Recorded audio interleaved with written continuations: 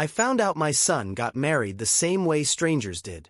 My name is Raymond Caldwell and apparently I'm not real family. August 15th, 2024. That's when my world cracked wide open. I was scrolling through Instagram looking at pictures of my neighbor's new fishing boat when Christopher's wedding photos popped up on my feed. My son in a charcoal tuxedo I'd never seen, standing next to a woman I'd met exactly once. The caption hit me like a sledgehammer. Finally, with real family. Finally, like the 34 years I raised him alone meant nothing. I stared at that screen for 20 full minutes, my oil-stained fingers shaking, trying to process how my own blood could erase me so completely. No invitation, no phone call, no explanation, just a social media announcement that I was disposable. But here's what Evelyn Whitmore and her precious family didn't know about this worthless mechanic. If you're watching this, please subscribe and let me know where you're watching from. This is the story of how my worthless life became worth $2.4 million overnight and changed everything. Let me back up 6 months, show you exactly how they treated me. Christmas dinner 2023. Christopher called me December 23rd, his voice tight, nervous. "Dad, about Christmas dinner Evelyn's hosting," I said. "I remember. Should I bring anything?" Silence then. "Actually, Dad, there's been a change of plans." "What kind of change?" "Evelyn thinks it might be better if it's just immediate family this year." "Immediate family?" I chewed on that. "Son, I'm your immediate family. You know what I mean." "No, Christopher, I don't." He sighed. "She's concerned about impressions. Her parents are flying in from Charlotte. Important business associates will be there. And I don't fit." "It's not like that." "What's it like then?" "You just wouldn't be comfortable. These people speak differently. Dress differently." I looked down at my Carhartt jacket, 15 years old, my name embroidered over the pocket in faded gold thread. "I see. Maybe we can do something later. Just us." We never did. Strike 2 came at his law school graduation. Duke, May 24th, 2024. I drove 4.5 hours in my beat-up 1997 GMC Sierra, 294,000 miles, dented tailgate, but it got me there. Found a parking spot 7 blocks away. Walked to the ceremony in my one good suit. Bought it at Joseph A. Bank for his high school graduation, still fit. The ceremony was beautiful. Watched my boy walk across that stage. Felt pride swell in my chest like a balloon about to burst.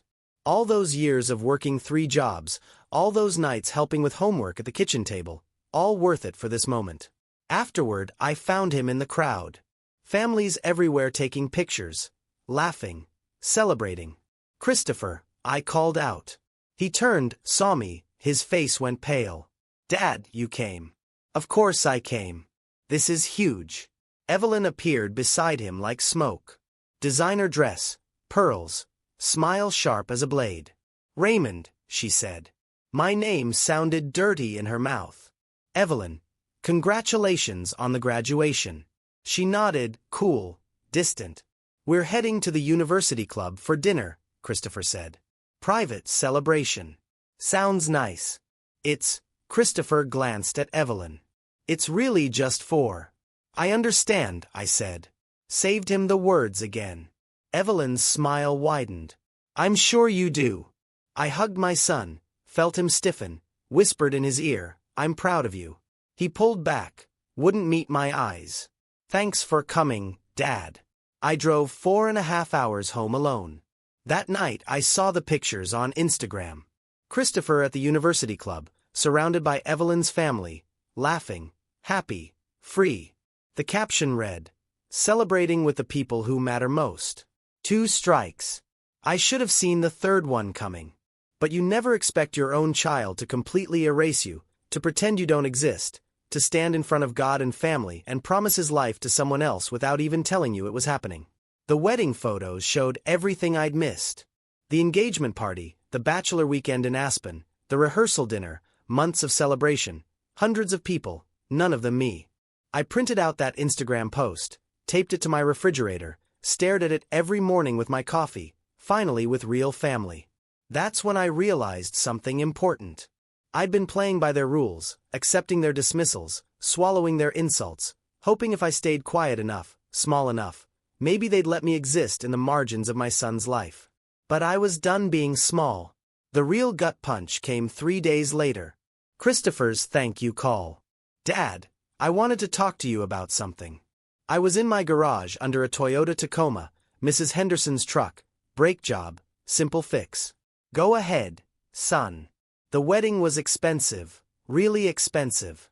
I slid out from under the truck, wiped my hands on a rag. I imagine so. $91,000. I whistled low. That's a lot of money. Evelyn's family covered most of it, but there were some unexpected expenses. Here it comes, I thought. I saw the bank transfer, he said.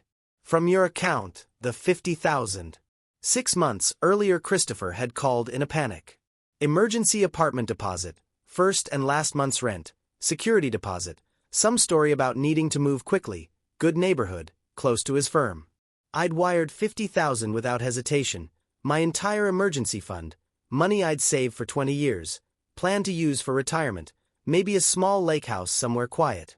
You said it was for an apartment, I said. It was, sort of. Evelyn and I needed to upgrade. Better address, more space for entertaining, for the wedding, among other things. So my money paid for a wedding I wasn't invited to. Silence. Dad, you have to understand. I understand perfectly. The apartment is in both our names. Legally, you're not entitled to any return. I'm not asking for it back, Christopher. Good, because Evelyn thinks it might be better if we kept our finances separate from now on.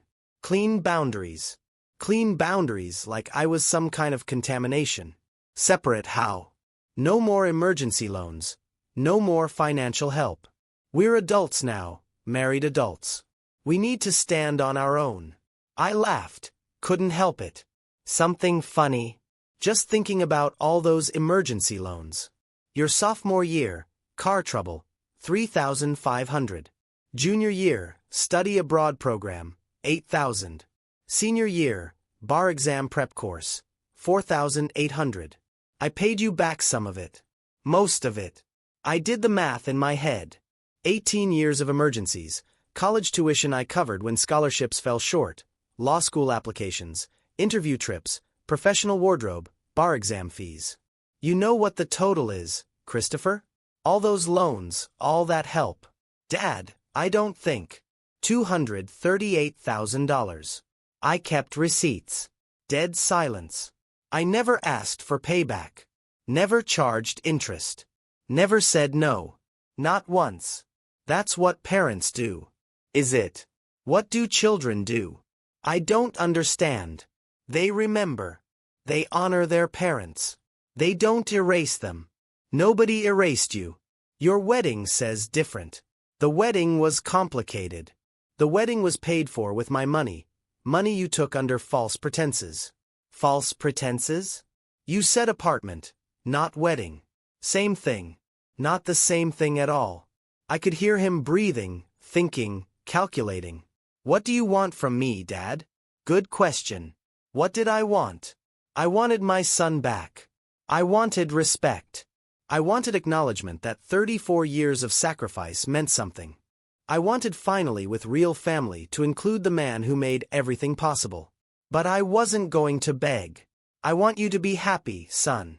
I want your marriage to work. I want Evelyn to treat you well. She does. Good. Because marriage is about partnership, mutual respect, supporting each other through hard times. We support each other. I hope so. Because if this marriage goes bad, if you need help, if you need someone who loves you unconditionally, those clean boundaries work both ways. I hung up, stood in my garage for a long time looking at the walls, tools hanging in neat rows, equipment I'd bought over 40 years, built a life with, built a business with, built nothing according to them. But they were wrong about something important. They were wrong about everything. I called him back 1 week later.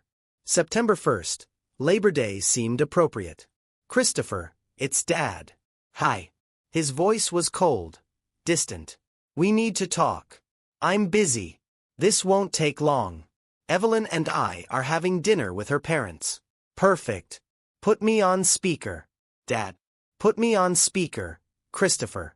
I heard fumbling, voices in the background. Evelyn saying something I couldn't catch. You're on speaker, Christopher said.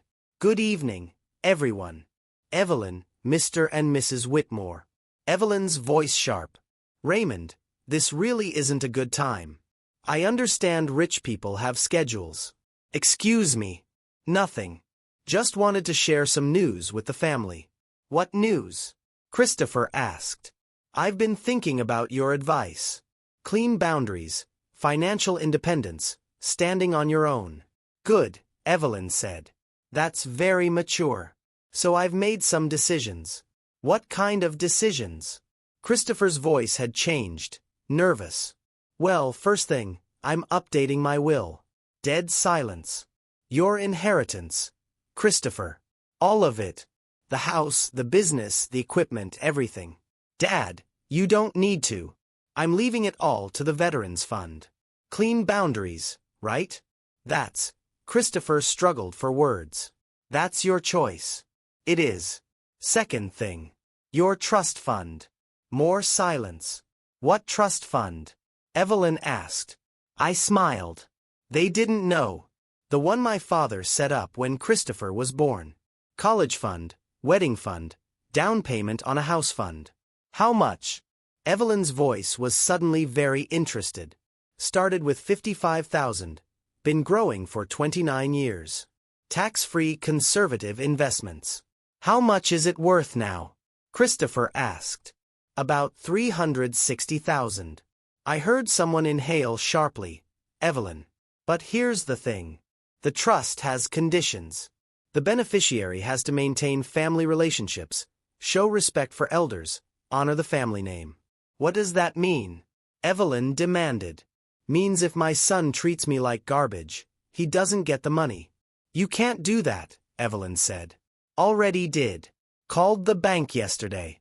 Account frozen pending review. Review of what? Christopher asked. Your behavior, your choices, your priorities. This is ridiculous, Evelyn snapped. Is it? You wanted clean boundaries. This is what clean boundaries look like. You're blackmailing us, she said. I'm protecting family assets from people who don't value family. I value family, Christopher said quietly. Show me how. Respect, inclusion, basic human decency.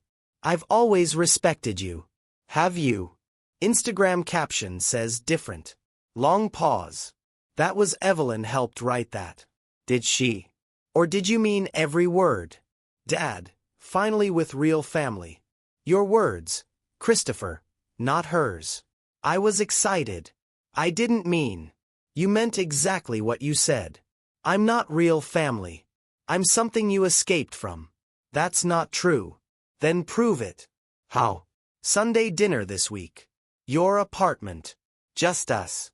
No Evelyn, no in-laws, just father and son. Evelyn's voice cut in. Absolutely not. Why not? I asked. Because you're manipulating him, using money to control his choices. Like you did with the wedding. What? $91,000 wedding. Who paid for it? My family and my $50,000. Don't forget my $50,000. That was for an apartment. That was for a wedding you didn't invite me to. Raymond, Evelyn said, her voice dripping condescension. You have to understand there are social expectations, standards to maintain. Standards. People were watching. Important people, business connections, family reputation matters. Whose family? Mine. Christopher's new family. What about his old family? His old family doesn't have anything to offer. There it was, the truth. Finally. Nothing to offer, I repeated. Nothing relevant, she corrected. I see. And what exactly do you offer, Evelyn? Connections, opportunities, a future worth having. Interesting. What kind of future? Partnership in the firm, social standing, financial security, all things money can buy. Money opens doors. Does it? What doors has your money opened lately? I don't understand. You will. I hung up, sat in my kitchen for a long time, looking at that Instagram post on my refrigerator, finally with real family. They had no idea what family meant, what loyalty meant, what sacrifice looked like. But they were about to learn because clean boundaries work both ways. And some doors money can't open. Some doors require something they didn't have, something they'd never had, something they'd thrown away without even realizing what it was worth. The next morning, I drove to Bobby Thornton's house.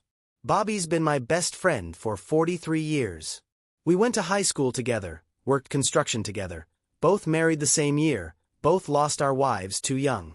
Bobby was a surveyor before he retired, worked for the county for 36 years, knows every property line in 3 counties, knows every deed, every easement, every right-of-way. He was in his backyard working on his tomato plants, still producing despite the September chill. Morning. Bobby. Ray, you look like hell. Feel like it too. He straightened up, wiped his hands on his jeans. Christopher. Christopher, wanna talk about it? I told him everything. The wedding, the Instagram post, the phone call, Evelyn's words about having nothing to offer. Bobby listened without interrupting, nodded in the right places, made the right sounds. At the end, he shook his head. Rich people, he said, think money makes them smart. Maybe it does. No, money makes them stupid. Makes them forget important things. Like what? Like who they're dealing with. Bobby walked to his back porch, unlocked a metal filing cabinet, started rifling through folders. Remember when your grandfather died? 1995. Yeah. Remember the property?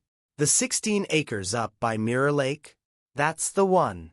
Bobby pulled out a thick folder, yellow with age, rubber band around it. You ever go up there? Not in years.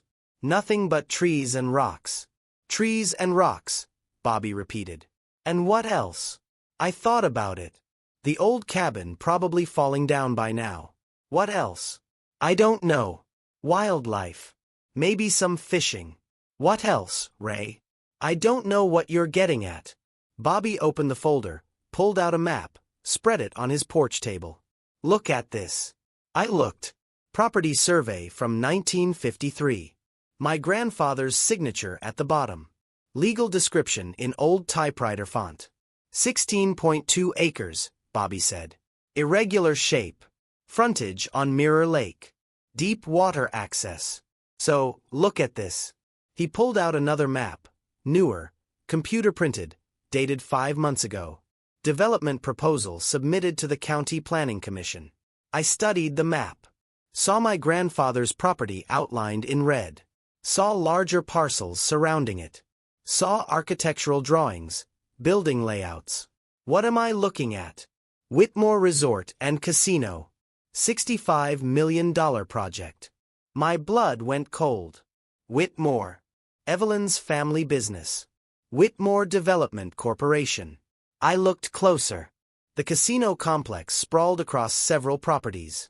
Hotel, gaming floor, conference center, golf course, marina. But right in the middle, like a missing tooth, was a small red parcel. My grandfather's land. They need your property, Bobby said. Why? Water access. Environmental regulations. You can't build a marina without deep water frontage. Your land is the only piece with the right depth and soil composition. I stared at the map. How do you know all this? I still have friends at the county. They asked me to do some consulting work, survey verification, soil testing, environmental impact assessment, and I told them there might be a problem. What kind of problem? The kind where one small landowner can kill a $65 million project. Bobby pulled out more papers, bank documents, property tax records, recent appraisals. Your 16 acres, Ray. Want to know what they're worth? I didn't answer. $2.4 million appraised last month. The world tilted sideways. $2.4 million. Lakefront property, development potential, mineral rights, timber value. I sat down hard on Bobby's porch step. I had no idea. Of course not. Why would you? You're just a mechanic, right? Just blue-collar trash with nothing to offer. The irony hit me like a sledgehammer. Evelyn's family needed my land desperately. Their entire project depended on it, and they had no idea I owned it. Does Christopher know about the property, about the value, any of it? Bobby shook his head. Why would he? You never talked about it. Your grandfather left it to you. You paid the taxes. End of story. What happens if I don't sell? Project dies. 65 million down the drain. Investors sue. Company's stock tanks. Whitmore Development goes bankrupt. I felt something strange happening in my chest. A warmth, a power I'd never felt before. They'll offer to buy it. They already tried. County records show 4 separate purchase attempts.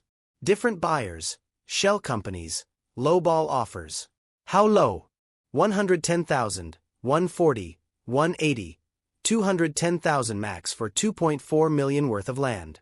They're hoping you don't know what you have. I stood up, looked at the maps again, saw the future Evelyn's family had planned, their empire, their legacy, built on my family's land.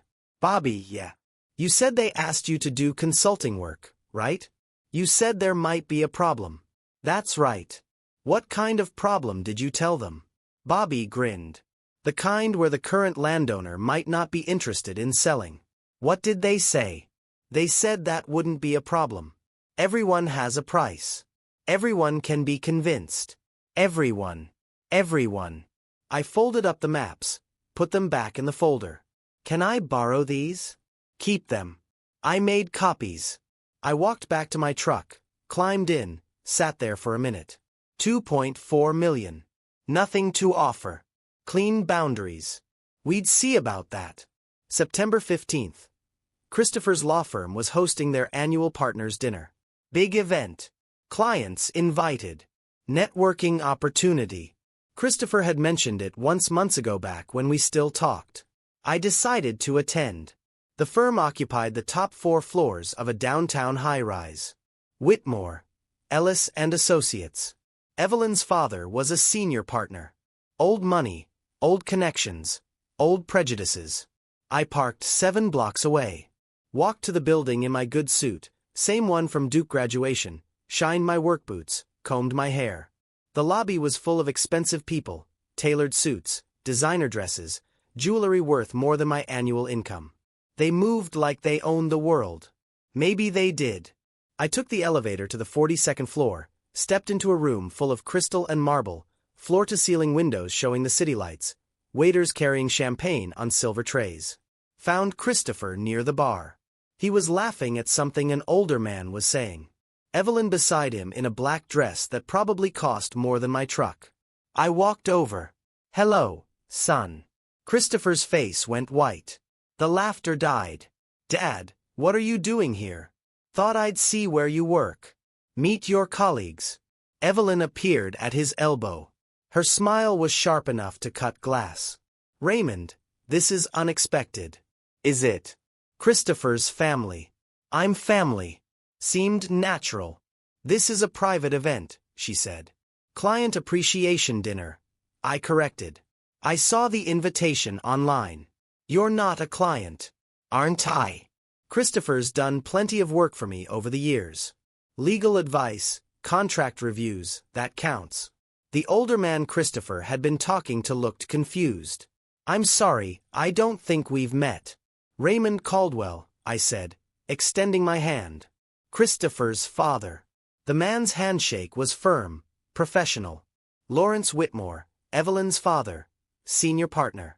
Pleasure to meet you, Mr. Whitmore. Likewise, Christopher's spoken of you. Has he? All good things, I hope. Of course. Evelyn stepped between us. Daddy. Raymond was just leaving. Was I? I looked at Christopher. We haven't had a chance to catch up. This isn't the place, Dad. Why not? Your workplace, your colleagues, your family. Your family, Evelyn corrected. This is my father's firm and Christopher works here. Christopher's earned his place here. I'm sure he has. All that Duke education, law review, student loan debt I helped cover. Evelyn's eyes narrowed. I think there's been a misunderstanding about what? About your role here, your position? My position. You're a guest. A brief guest. Christopher was being polite by acknowledging you. The words hit like a slap. Around us conversations quieted. People started listening, acknowledging me. Raymond, Lawrence said quietly. Perhaps we should. No, Evelyn said. He needs to understand. This is Christopher's world now. These are his people, his real colleagues, his real connections, his real family. Exactly. Christopher looked like he wanted to disappear. Evelyn, maybe we should. Should what? Pretend. Hide the truth. She turned to me. You want the truth, Raymond? Here it is. Christopher has moved on. He's building a life that matters with people who matter in a world that matters. And I don't matter. You served your purpose. You raised him. You got him to college. That's what fathers like you do. You provide the basics and then step aside. Fathers like me, working-class fathers, blue-collar fathers, fathers who've done all they can do. The room was silent now. Everyone watching, waiting. You think I've done all I can do? Haven't you? I looked around the room. 40 faces staring at me, judging me, measuring me against their standards. You know what's funny, Evelyn? What? You think this matters? This room, these people, this firm. It does matter. Does it? Your daddy's firm. Built on what? Connections, reputation, family money.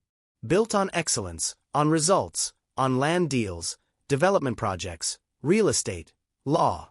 Lawrence stepped forward. I think that's enough. Is it?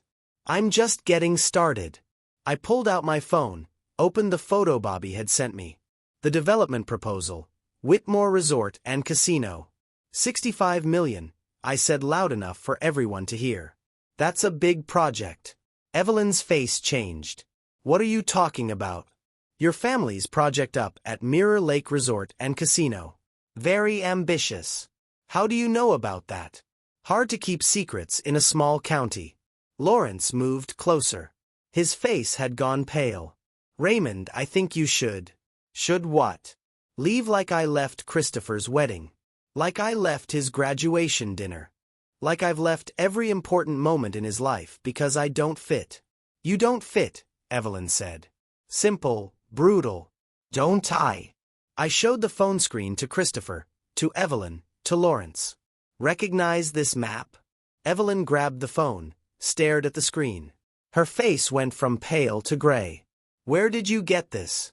Same place I got the property records, the survey documents, the environmental impact reports. You have no right. I have every right. It's my land. The room exploded into whispers. Evelyn looked like she'd been shot. You're what? 16.2 acres. Mirror Lake frontage. Deep water access. Mineral rights included. That's impossible. Is it? Check the deed. 1953 Caldwell Family Trust. Lawrence grabbed Evelyn's arm. We need to talk privately. No, I said. We've had enough private conversations. Enough behind closed doors decisions. Time for some transparency. I looked at Christopher. He was staring at me like he'd never seen me before. Surprise, son. Your worthless father owns something your new family desperately needs. Evelyn found her voice. How much do you want? For what? The land. Name your price. I smiled. You assume it's for sale. Everything's for sale. Is it? What's your marriage worth, Evelyn? What's your reputation worth? What's your family's business worth? You can't be serious. Dead serious. Clean boundaries. Remember financial independence. Standing on your own. I headed toward the elevator, turned back at the last second. Oh, and Christopher, that Sunday dinner invitation still stands. We have a lot to discuss. The elevator doors closed on 40 stunned faces, including my son's. 24 hours later my phone rang. Raymond, this is Lawrence Whitmore. Mr. Whitmore, how can I help you?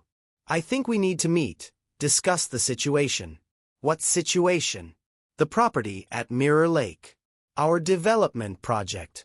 Your development project. Yes, our development project. which seems to require your cooperation. Seems to. Are you available today? My office. Your office feels a little formal. How about neutral ground? Where did you have in mind? Daisy's Diner, Route 17, 1 o'clock. I'm not sure that's appropriate for people like you. Long pause. 1 o'clock. I arrived early, claimed a corner booth, ordered coffee, and waited. Lawrence walked in at exactly 1, still in his expensive suit, still moving like he owned the world. But something had changed. His confidence was cracked. He slid into the booth across from me, looked around the diner like he'd landed on Mars. Coffee? I asked. No, thank you. How about we skip the pleasantries? Fine. You need my land. We need to discuss options. You need my land? I repeated. Yes. How badly? Badly enough to make you a generous offer. How generous? 650,000? I laughed. Actually laughed out loud. Something funny. You offering me 650,000 for land worth 2.4 million. Where did you get that number? Professional appraisal. Bank commissioned last month. Lawrence went very still. What bank? First Southern. Same bank that's financing your project. How do you know about our financing? Small county. People talk. What people? People who do survey work, environmental assessments, soil testing. Understanding dawned in his eyes. Bobby Thornton. Bobby Thornton. He works for us. He works for whoever pays him. This month I'm paying him. Lawrence pulled out his phone, started typing. Calling your lawyers? I asked. Calling my partners. Call whoever you want. Won't change the facts. What facts? Fact 1, you need my land. Fact 2, I own my land. Fact 3, I'm not selling. Everyone sells. Not everyone. What do you want? I want a lot of things. Money. We can negotiate. Respect. Inclusion, basic human dignity. I don't understand. Your daughter thinks I'm worthless, disposable, blue-collar trash with nothing to offer. Evelyn can be direct. Evelyn can be wrong. Lawrence set down his phone. What do you want from us? An apology would be nice. Done. From Evelyn in person. Public. I can arrange that. And Christopher. Evelyn poisoned my son against me.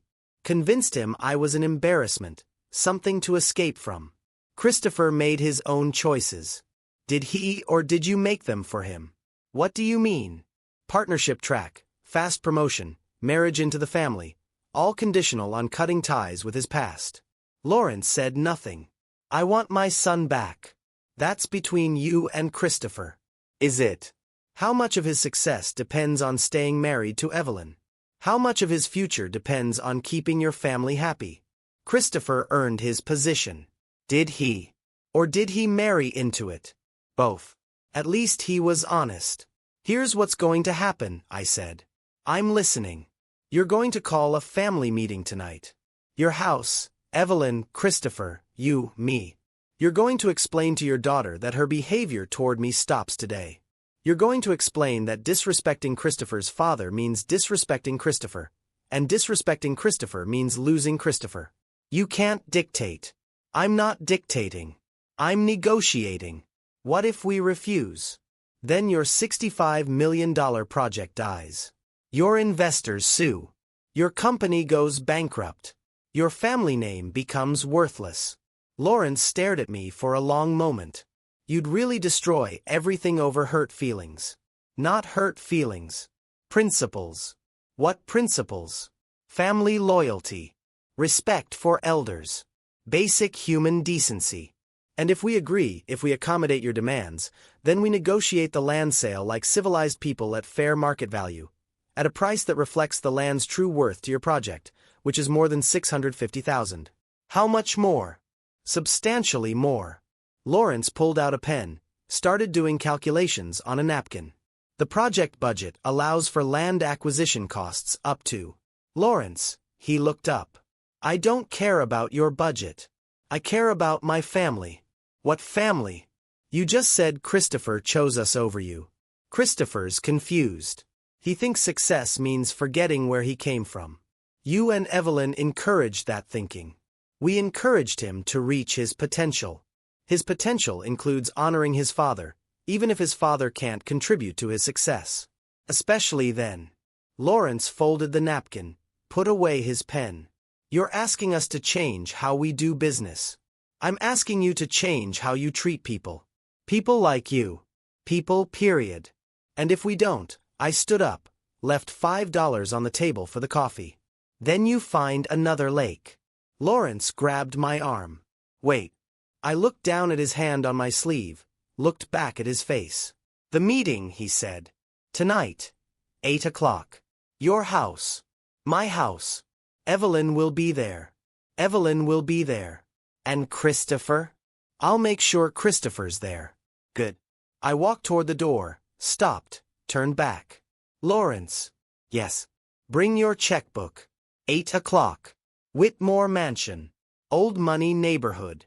Houses that had been in families for generations. I parked my beat-up GMC right in front. Between a Bentley and a Porsche. Let the neighbors stare. Patricia Langford sat beside me in the passenger seat. She'd agreed to come as my attorney.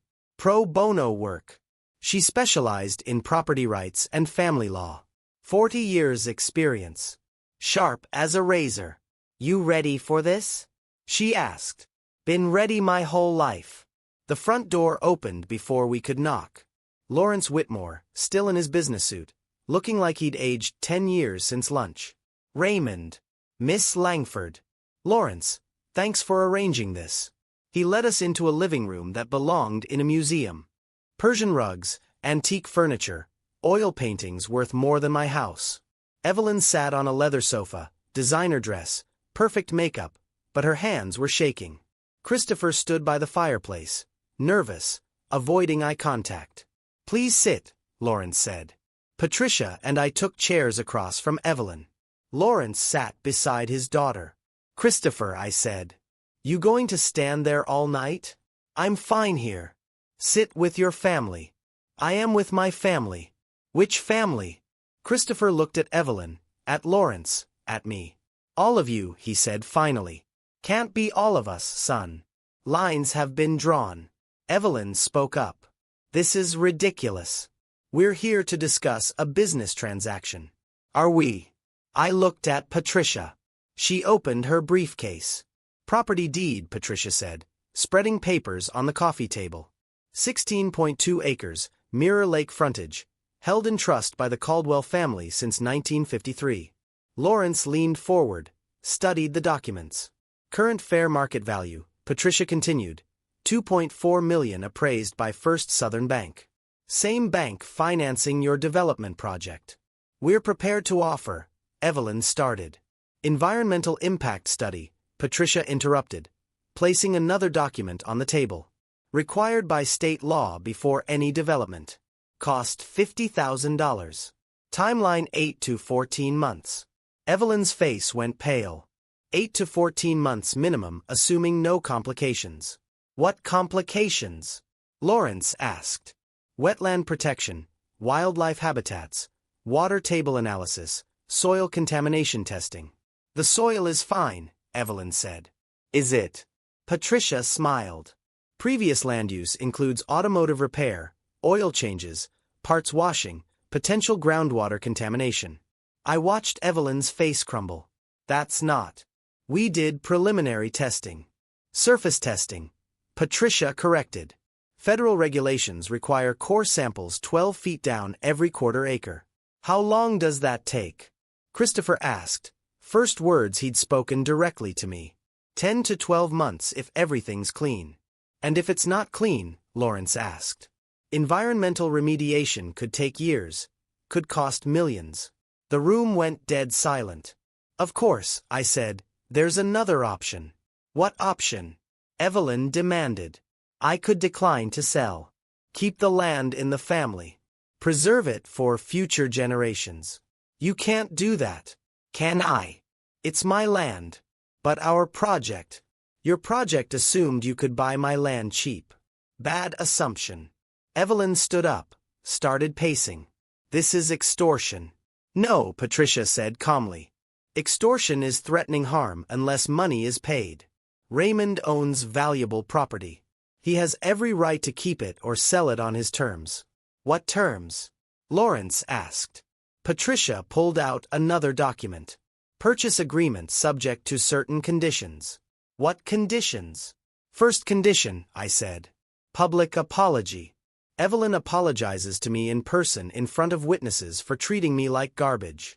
Absolutely not, Evelyn snapped. Second condition. Christopher's relationship with me is restored.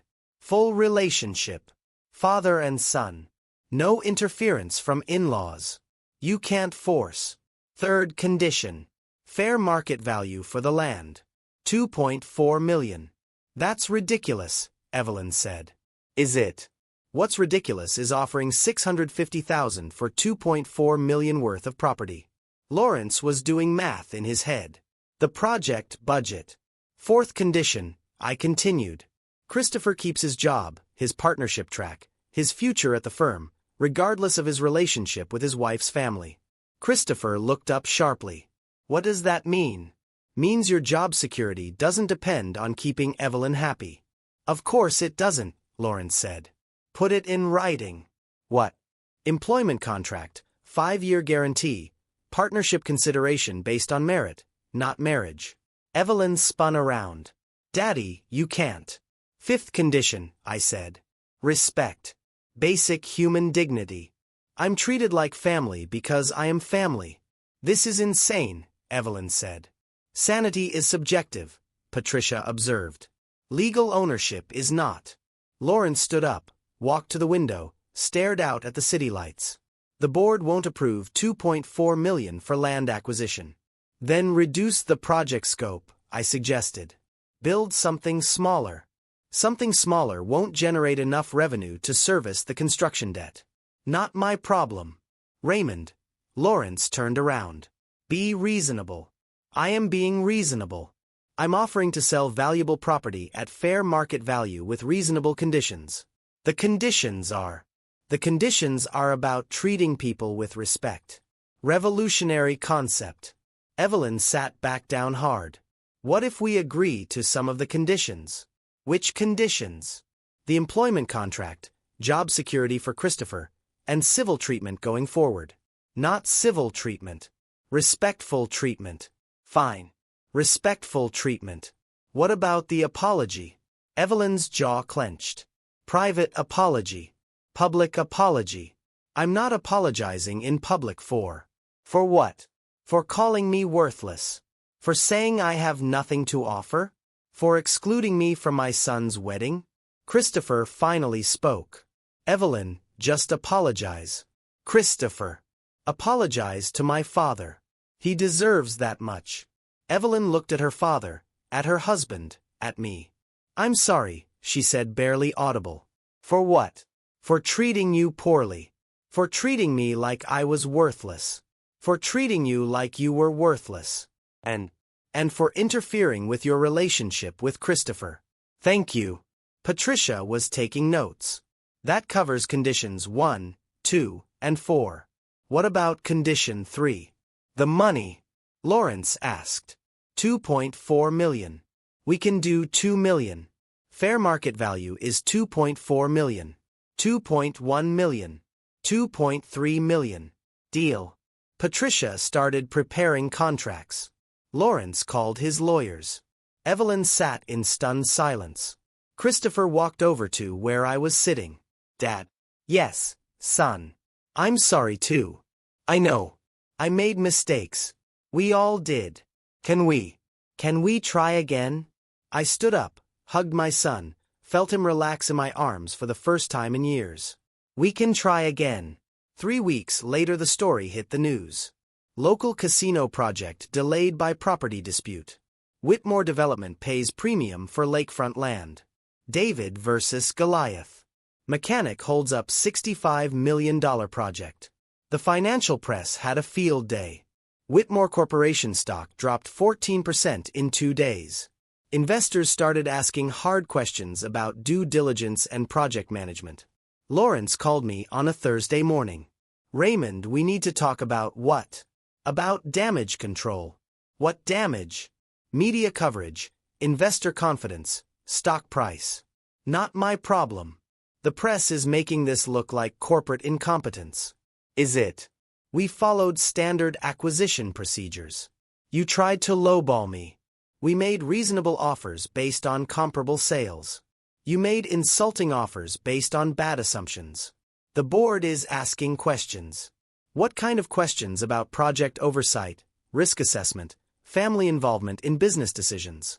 Evelyn had been asked to step back from active project management, conflicts of interest, the board called it, emotional decision-making. She wasn't taking it well. Christopher, on the other hand, was thriving. The employment contract gave him security he'd never had. No more walking on eggshells. No more worrying that family drama would cost him his career. We'd started having Sunday dinners, just the two of us. Talking about work, life, the future, rebuilding what we'd almost lost. You know what's funny? Christopher said over coffee one Sunday. What? Evelyn's friends don't know how to treat me anymore. How so? Before I was the charity case, poor kid who married up, project husband. And now I'm the guy whose father outsmarted their entire family. How does that feel? Confusing? Good. Different. Different how? They respect me now.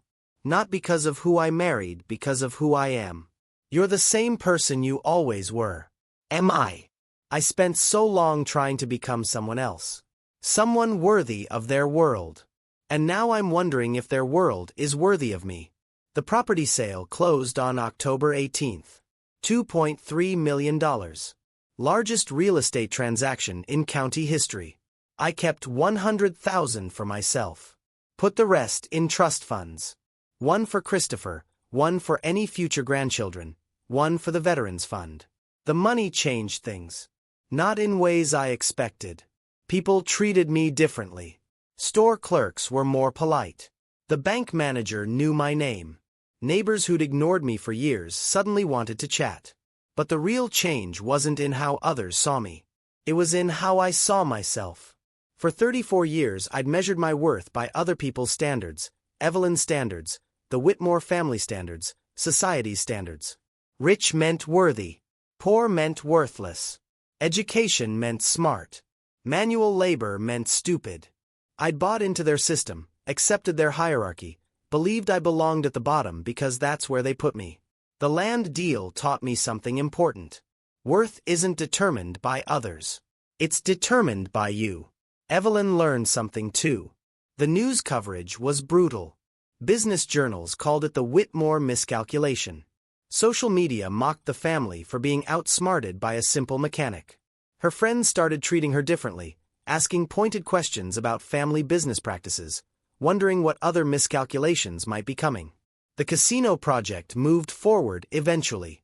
8 months behind schedule, 22% over budget. Lawrence retired early. Evelyn took a leave of absence. Christopher got his partnership. Earned it through merit, not marriage. Started specializing in property rights law. Turns out he had a talent for protecting small landowners from corporate pressure. Ironic. Dad, he said one Sunday over dinner. I want to ask you something. Go ahead. Why didn't you tell me about the land, the value? Would it have mattered? Maybe. Maybe isn't good enough. What do you mean? I wanted you to choose me because I'm your father, not because I'm rich. I did choose you eventually. I'm sorry it took so long. I'm sorry I let it take so long. We sat in comfortable silence. Father and son, family. Dad. Yeah. That Sunday dinner invitation, the one you kept making. What about it? It's still open, right? Every Sunday for the rest of my life.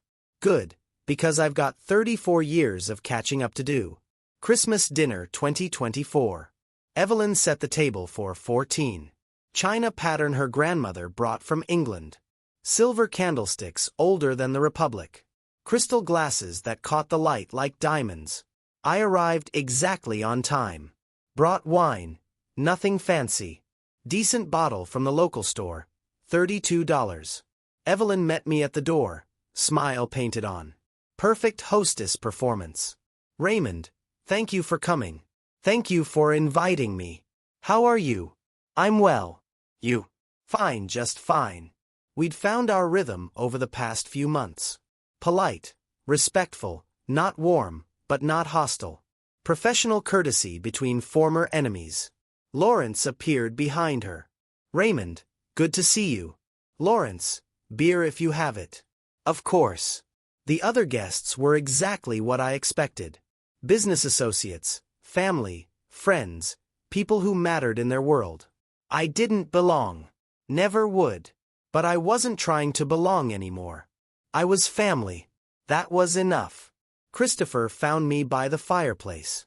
He looked good, relaxed, confident in a way he'd never been when he was trying to be someone else. How's work? I asked. Busy. Good busy. Partnership track on schedule. Maybe ahead of schedule. Because of your talent, not your marriage. Because of my talent. We watched the other guests, lawyers, bankers, politicians, people who ran things, people who mattered. Dad. Yeah. Do you ever miss it? Miss what? Being invisible, flying under the radar? You mean being poor? I mean being underestimated. I thought about it. Sometimes there's freedom in being dismissed. No expectations. No pressure to perform. But respect feels better. Dinner was elegant. Multiple courses, wine pairings, conversation about politics and business and social events. I participated when spoken to, answered questions honestly, didn't try to impress anyone. Halfway through the main course, Lawrence stood up. I'd like to propose a toast. Everyone raised their glasses. To family, old and new, blood and chosen, to the people who shape us, challenge us, change us. He looked directly at me. To Raymond, who taught us that worth isn't measured by wealth, that wisdom doesn't require education, that strength doesn't need status. To Raymond. The table echoed. I raised my beer bottle. To family. After dinner, Evelyn and I found ourselves alone in the kitchen. She was wrapping leftovers. I was loading the dishwasher. Raymond. Yes. Can I ask you something? Go ahead. Why didn't you destroy us? What do you mean? You could have killed the project, bankrupted the company, ruined our reputation completely. Why would I do that? Revenge, payback, justice? I thought about it. Justice isn't about destruction. What's it about? Balance, respect, setting things right. And you think things are right now. Getting there. She handed me a container of turkey for tomorrow. Thank you, Raymond. Yeah, I was wrong about you having nothing to offer. Was I wrong about anything? She smiled, first genuine smile I'd ever seen from her. You were wrong about one thing. What's that? You said money doesn't buy class. It doesn't. No, but apparently land ownership buys respect. We both laughed. Christopher appeared in the doorway. Everything okay in here? Fine, Evelyn said. Your father and I were just discussing real estate values. Dangerous topic in this family. The most dangerous topics usually are, I said. We finished cleaning in comfortable silence. 3 adults who'd learned to coexist. Not friends. Probably never would be. But family. Complicated, messy, imperfect family.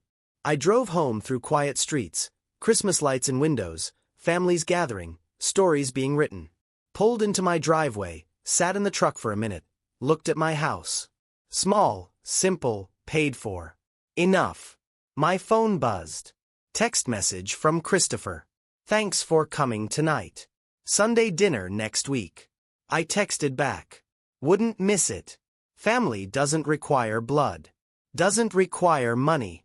Doesn't require perfection. Family requires presence, respect, the courage to set boundaries, and the wisdom to honor them. I'd learned that lesson the hard way. But I'd learned it. If you're watching this, tell me about a time you had to stand up for your worth. When did you realize that respect isn't given? It's claimed. Thanks for listening to my story.